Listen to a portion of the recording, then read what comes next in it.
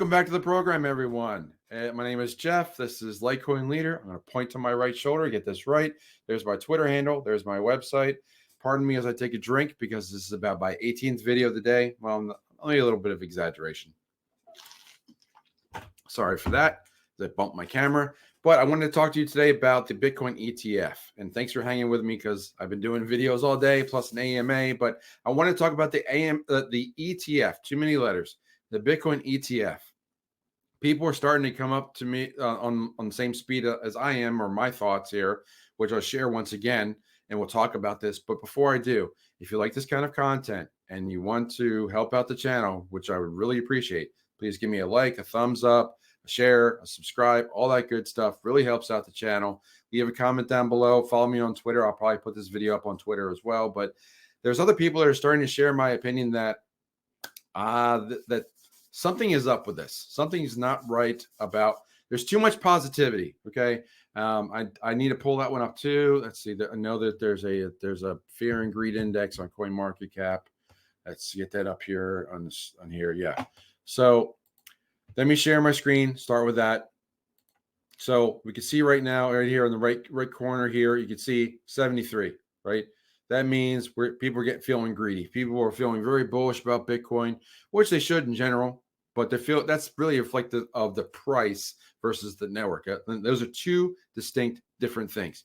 It's one thing to be bullish on Bitcoin in general, and a lot of miners are, like Patrick is a perfect example, because they don't really care about the price because they're in it for the long run. They're just going to keep adding Bitcoin, keep adding and adding and adding.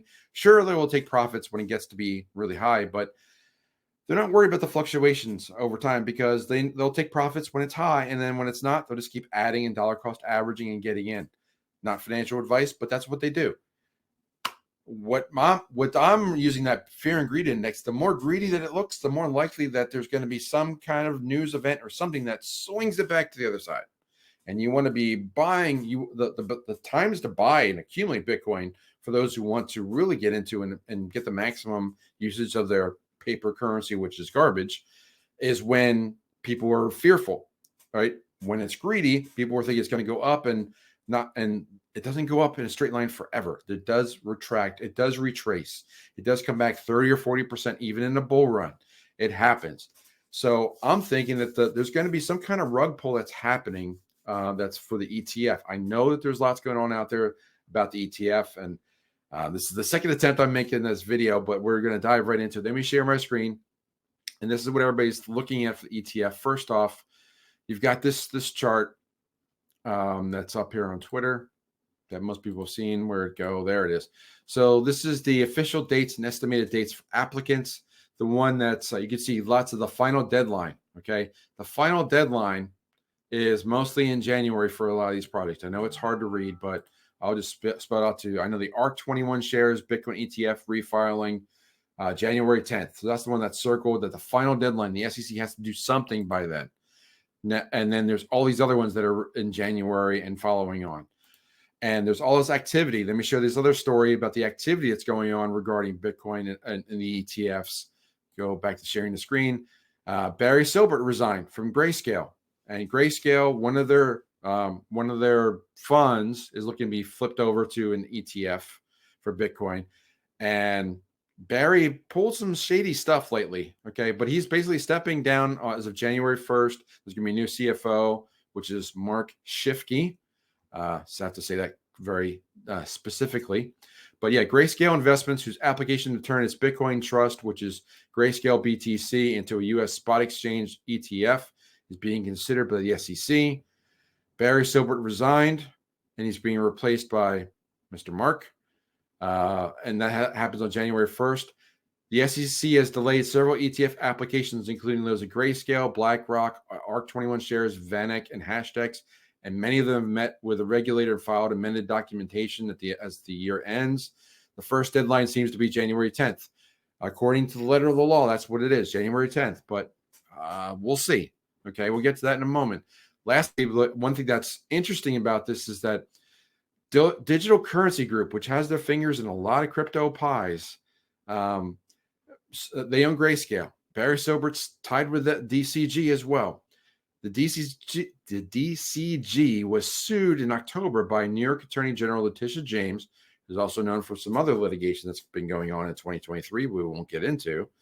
Apparently, Silbert pulled some shady IOUs and accounting practices between the DCG and Greyscale, allegedly defrauding the DCG by transferring who owes who what, and then the James also charged Silbert with defrauding the public by trying to conceal heavy losses, and the DCG and Silbert have rejected those allegations.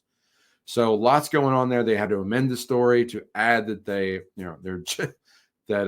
they're adjusting these things, but lots of things are going on the ETF front. But other people on Twitter are joining me. I know that I heard a friend of the show, Nobody Special, Jack.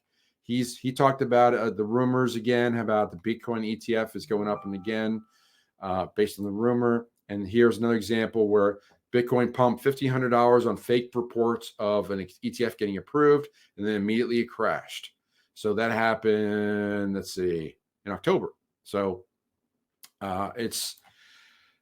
there's lots going on in the ETF, and there's lots going on with EconomicPreppers as well. Stay tuned for that. We have lots to talk about our club that's really kicking off in January. We've been announcing that membership and a few other things that's coming on the scene. Stay tuned for all that to get your reliable cryptocurrency expert information, and our courses, of course, which you get on economicpreppers.com.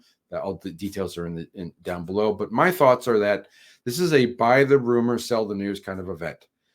Even if it gets approved in January 10th, which I think is 50-50 at best, I think Bitcoin price is going to go down shortly afterwards. That's just my opinion, not financial advice, but there's so much positivity in the Bitcoin community, so much expectations that Bitcoin is going to go up. And all this money was going to be pouring in from Wall Street that can now spend it onto this ETF, that Bitcoin price must go up because of that new demand. Well, some people are already front-running that demand or that assumed demand by getting their Bitcoin now. And they've been buying. That's pretty much why it went from the 30s to the 40s, because as you saw, this has been talked about since October and before.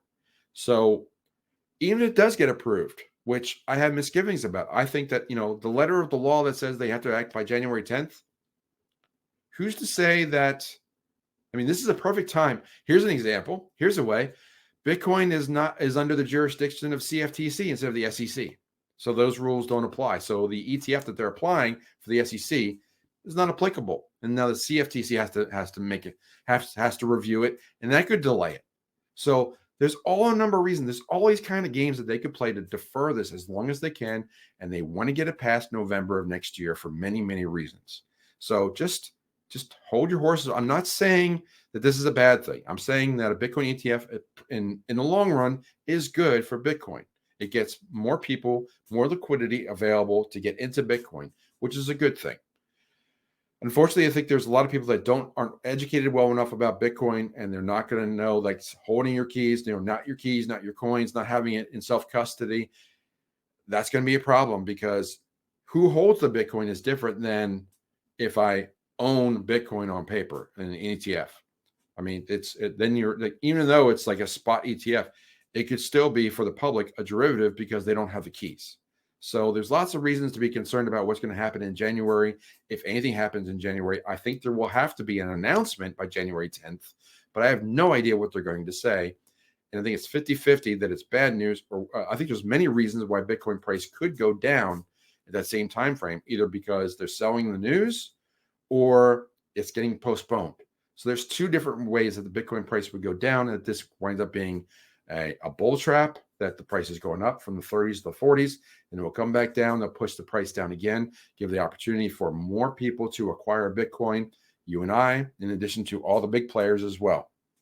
Before the halvening, when the supply shock will happen in April, where there's going to be only 450 Bitcoin made per day instead of 900. So I think they're going to try and push this past that halvening event, because that's when the supply of Bitcoin is really going to dry up again and be cut in half. So those are my thoughts. I would love to hear what yours are. Leave them down in the comments down below. Like, share, subscribe. Tag me on Twitter, all that good stuff. And this is probably my last video until the next year, although I've got some other things coming out, I'm sure. But we've got lots going on over at Economic Preppers. Check us out over there too. But if you don't hear from me before then, Happy New Year, and I'll see you soon. Take care.